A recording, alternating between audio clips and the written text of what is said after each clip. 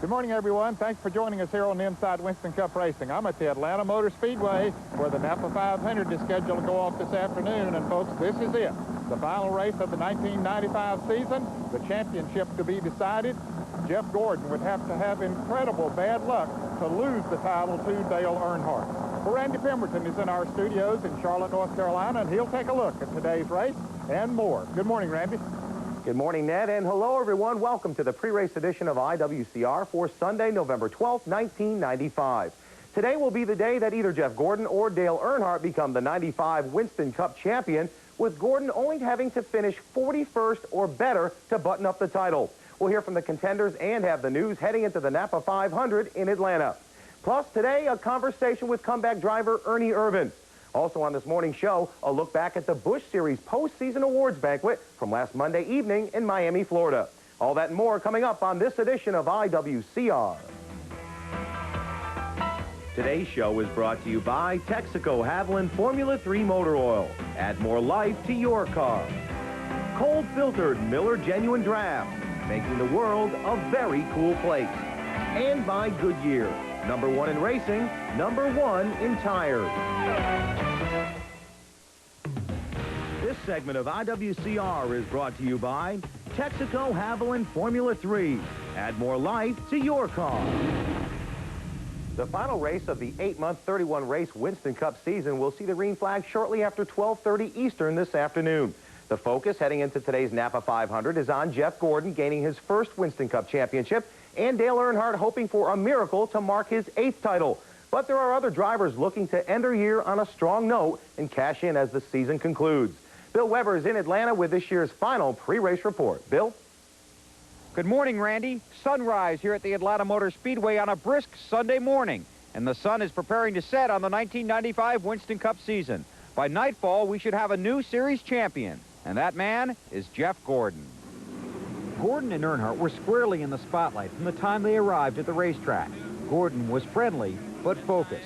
Earnhardt was relaxed, to say the least, proud of his accomplishments, yet realistic about his chances. Gonna have to wish him, congratulations, I reckon. If we, can't do something, miracle don't happen on the first lap, but that's racing. We've lost them before and we've won them before, so we'll go to New York and celebrate whatever and have a good time, look forward next year. Do you look back, Dale, you have had a strong season at this point? Yep, won the first road course we've ever won, and also first man to win the Brickyard, and won the Brickyard 400. That's a pretty neat deal, and so we're excited about a year. Just hate to come up short. Got hurt back in June with my back in that wreck at Michigan, and it sort of slowed us down a little bit. A couple of wrecks, but if everybody had those bad races back, everybody'd be racing for that championship. Of course, Gordon has not clinched the championship, but he couldn't be any closer. A finish of 41st or better will lock up the title and make a lifelong dream a reality, claiming the champion's throne. There's so many things happening that's so hectic, I don't know how exactly to think right now. And, when it does finally sink in,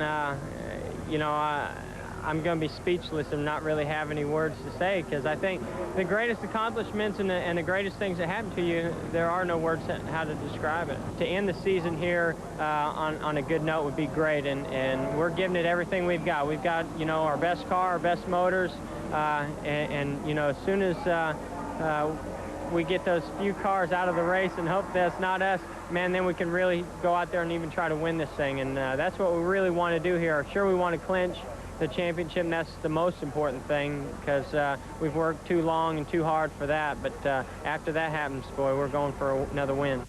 Certainly not lost in the excitement, the surprising pole-winning run of three-time Winston Cup champion Darrell Waltrip at more than 185 miles an hour. You got an awesome engine in the car, and the car was really good.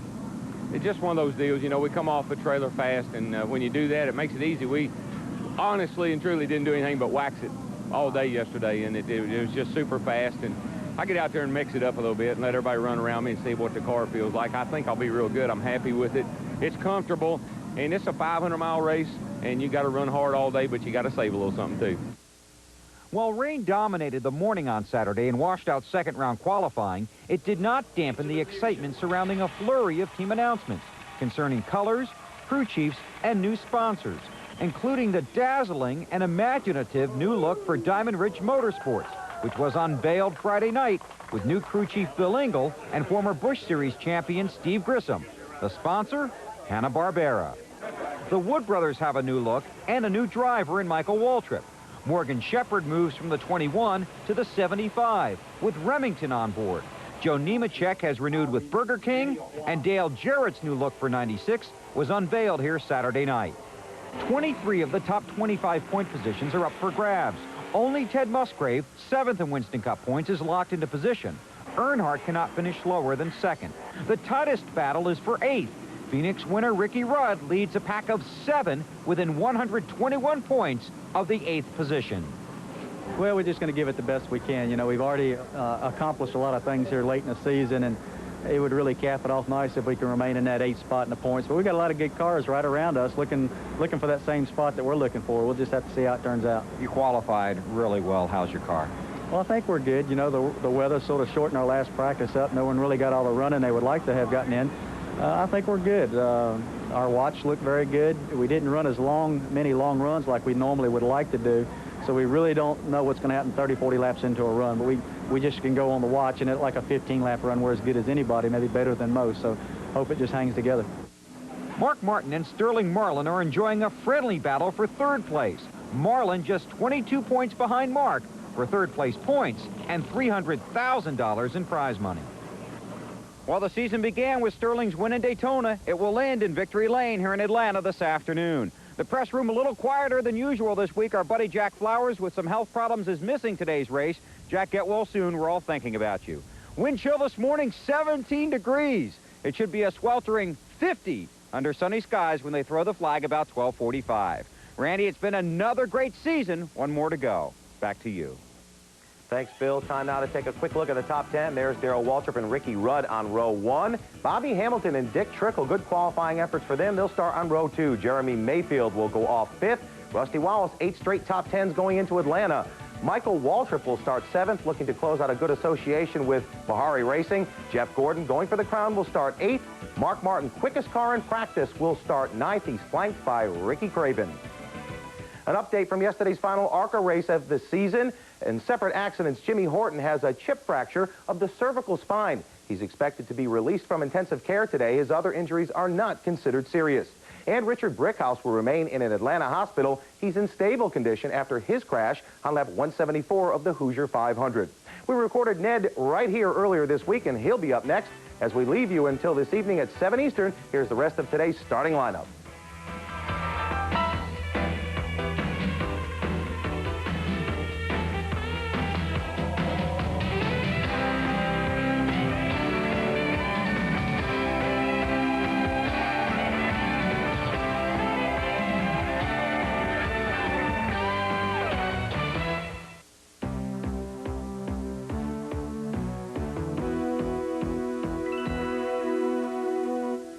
The racing world knows that Ernie Irvan has made a miraculous recovery from his injuries of August of 1994 at the Michigan International Speedway. And it's also a miracle that he's back racing again and doing as well as he is. He's had some good runs in the Truck Series and also in the 2 Winston Cup races that he has run in so far. Of course, he's gearing up to run the full schedule next year in the Robert Yates Haviland Ford number 28. And recently, Bill Weber talked to Ernie about his career and about his comeback. I feel great, you know. Just feel, you know, joyful that I'm here doing what I'm doing, and you know, also I just feel good. I mean, you know, as far as you know, my workout programs really helped me, and you know, everything that's been going on in my life is just makes you a happier human being. Ernie Irvan is a happier person these days, and it's easy to see why. He has successfully returned to his private office and continues his impressive return to the sport he loves, Winston Cup racing. On the track, it has been a fantastic couple of weeks, hasn't it? Well, it has. You know, I mean, you know, if you look at all the fine points, there's been some ups and downs, but you know, basically, as far as our performance and stuff, that's been exciting. And you know, the performance at Wilkesboro was great, and I never really imagined that we could run that well. And then the deal with Phoenix, you know, just running that well and leading the most laps and that sort of stuff. that kind of told me that, man, we're real close to being back, because that's exactly what we were doing when we got hurt. Ernie made his return at Wilkesboro, and as the field rolled out at Phoenix, no one knew the excitement he was about to deliver. But while they may be in the distance, Ernie knows there are more mountains to climb. Well, you know, I'm still knowing that I've still got some way to go to be back 150% like I was at. But, you know, it's just a matter of, I mean, when me and Dale were racing at Phoenix, you know, that was exciting. And, you know, that told me right now that, hey, I just raced the best in the business, and, you know, didn't have to hold him off, just outrun him for the whole tire stop. Now, he was going to probably outrun me later in the day, but that's what Winston Cup racing is all about. But it was exciting. Just let me know that, yeah, there's a lot of potential here, and if I can do this right now, you know, the future really is looking good. Everyone hopes the future will resemble the past, and everyone is trying to help Ernie reach for that next trophy. Phoenix was not only a forecast, but a flashback. Yeah, it was. I mean, you know, that's when I got hurt at Michigan. You know, basically I had led more laps than anybody, and won the hard charger deal. And you know, Jeff probably blew that deal all the way this year, but I didn't get to do it the whole year. So, but it was exciting what I was doing before, and it's real exciting now. The media requests keep pouring in, just like the welcome back wishes from race fans. But fans, be patient. Ernie has set his priorities, and he's sticking to them. It's hard to pay a lot of attention to the fans, because trying to do what I'm trying to do as far as racing, you know, and I'm having to stay more focused on trying to do my race program right now, just because, you know, there's so much to learn and so much to get back into my mind and be able to do the job I was doing. So, you know, I've had to do all that, and then plus all the press, and then all the fans. So the press and the fans have been shuffled behind a little bit, but it's not because that's what we want to do. What Ernie wants to do is race, and to do it well. Well, you know, I mean, my expectations are is to just get back to what I was like, and you know, I was basically at the top of my sport, and there's nothing better than I'd like to be at that again. And there's still a long road to be able to do that, and you know, I think we've made leaps and bounds in what we've done, but there's still some more improvement. And you know, we're going to go to Atlanta next week and try to run that race and try to just stay out of trouble and get another a race under our belt. And you know, we were just kind of trying to stay out of trouble at Phoenix and end up leading the race. So that's all right, too. Ernie's 1995 season is coming to a close. But stay tuned. This powerful comeback continues in 1996. Got to really thank all my fans and then also all my sponsors, you know, Texaco, Haviland, and Ford, and, you know, everybody that's been involved. And, you know, that's what's made it where I could come back. Of course, Robert Yates will field 2 cars next year. Ernie will be back in the Ford number 28, the Haviland car, and Dale Jarrett will be in the number 88 car. That sponsorship was announced this weekend with Quality Care and Red Carpet Lease as the sponsors on that car. Still to come, we'll have the mailbox, and we'll also have highlights of the Busch banquet, so don't go away.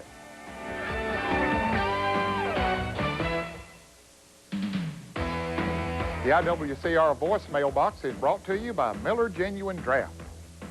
Is the driver's seat molded to facilitate each individual driver, and how is the seat secured in order for it to withstand the brutal impacts these cars endure? Hi, Tracy. I'm Mike Wallace, driver of the number 90 Heiligmeyers, Duran Paynes, Klausner Ford Thunderbird. And your question was, you called in asking about the seats for the drivers. Each seat is individually designed to fit each driver.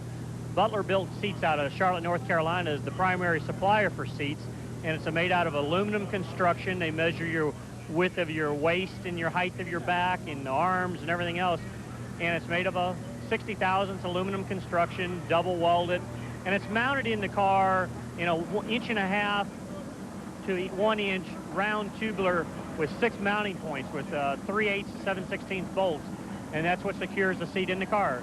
Thanks for calling in. Vote now for the 1995 NMPA NASCAR Winston Cup Most Popular Driver. Use a touch-tone phone and call the number on your screen. Voting is simple. Just follow the easy instructions and enter the car number of your favorite driver. Voting ends at midnight, November 25th, so call now. After the tremendous success of the opening of the new Homestead Motorsports Complex last weekend, a lot of people were wondering, when will they get a Winston Cup race there? I personally think it's down the road a ways. It's a very fine facility, no question about that. Still to come, we'll take a look at the Busch Banquet from Miami, and as we leave you for this break, here's a look at what's coming up next week right here on IWCR. With the 1995 season coming to a close, a chance to reflect on a year of excitement, a look back at the past, and a preview of the future. Next week on Inside Winston Cup Racing. Hi, I'm Steve Grissom. This is my buddy Sting. We want to wish everybody at Inside Winston Cup a happy 10th anniversary.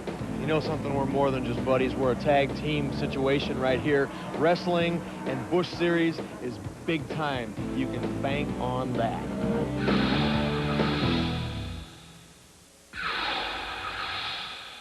The NASCAR Busch Grand National Awards Banquet was held this past Monday night in Miami, Florida. Johnny Benson was the man of the hour. He won the championship in 1995. And, of course, there were a lot of other awards that were given out as well in the Black Tie Affair. And Randy Pemberton was there, and he files this report. Monday evening, it was off to the postseason awards banquet, where the race may not have been forgotten. I bet y'all think I didn't get up here without hitting something, right?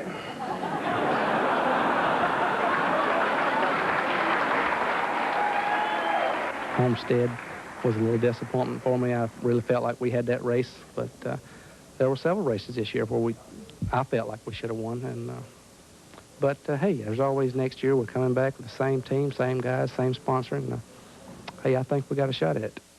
This award really means a lot to me. I want to thank Penrose and all the fine people there at Goodmark Foods, and the Hensleys gave us a great battle the whole year. You know, Curtis came up a little bit short, but you know, it was a good time. It was a different experience, and on behalf of ST Motorsports, I'd like to thank Sunoco too. They were thinking about changing the 260 oil brand to the 360 oil brand for so many donuts I was doing at the beginning part of the year, but I kind of talked them out of that. I'd like to thank my mother and father for the best car owners in the world. They gave me a place in racing when nobody else would even give me a job, so I really appreciate that, and allowed me to follow my dreams instead of following my college career, but I really appreciate that. I have to say goodbye to a wonderful sponsor in Budget Gourmet. They've been truly great, Terry and Charlie and everyone.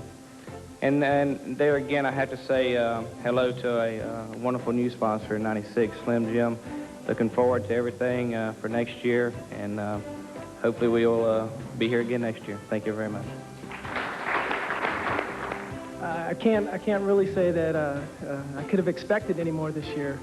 I think winning 6 races was more than I expected before the season started. And the races that we won were all big. Of course, all of them are in their own way. And I want to thank our crew for that.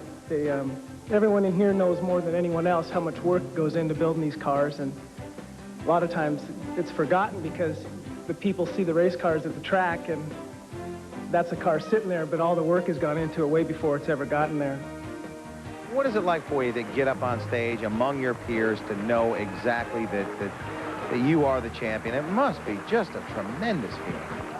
The feeling's unreal. You know, winning a race is great. Winning a championship's great, you know. And it's like the whole year, you never get nervous until you step up here and do this. It's hard to do, but man, you can. The feeling, you can't express that.